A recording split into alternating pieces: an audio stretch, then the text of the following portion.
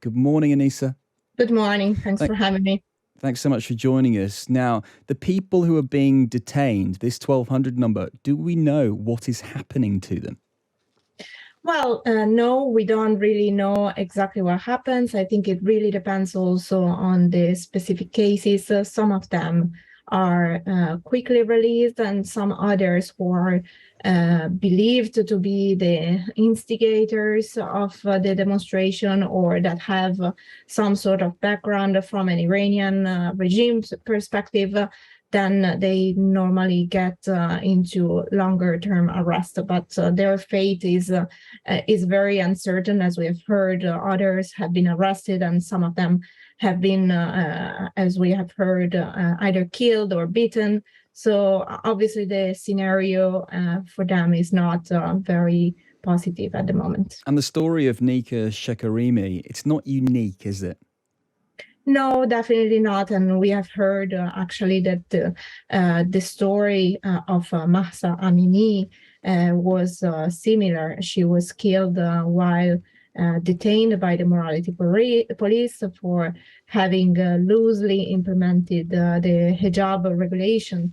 And because of that, we don't know exactly the dynamics, but she was killed while in detention.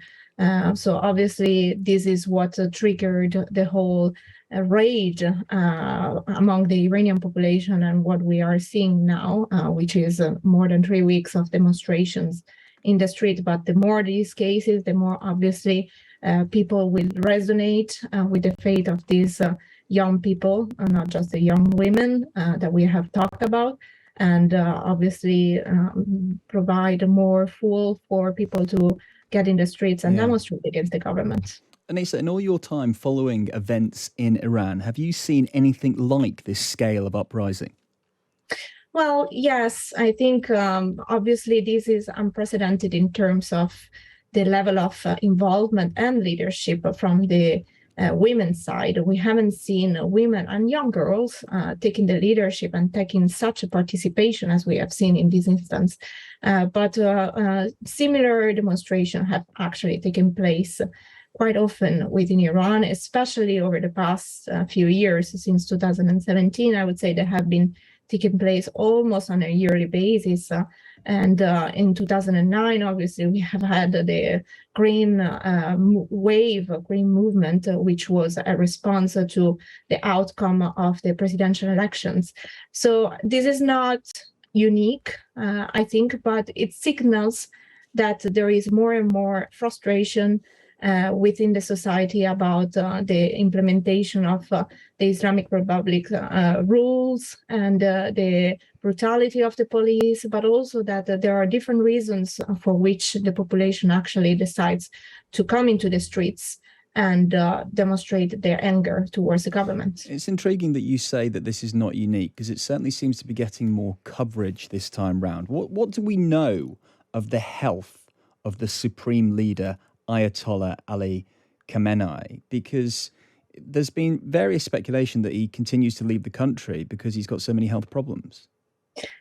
Yes, I mean, the last that we know, there obviously has been speculation about a month and a half ago that he was in poor health. And I think to some extent that was true, but then he showed up in various occasions, public occasions, and that kind of dismissed all the rumors about him being having been died. But I think obviously we are at the key transition point for Iran. The leader is not young anymore. We know that even if not now, at some point, there is going to be a new supreme leader.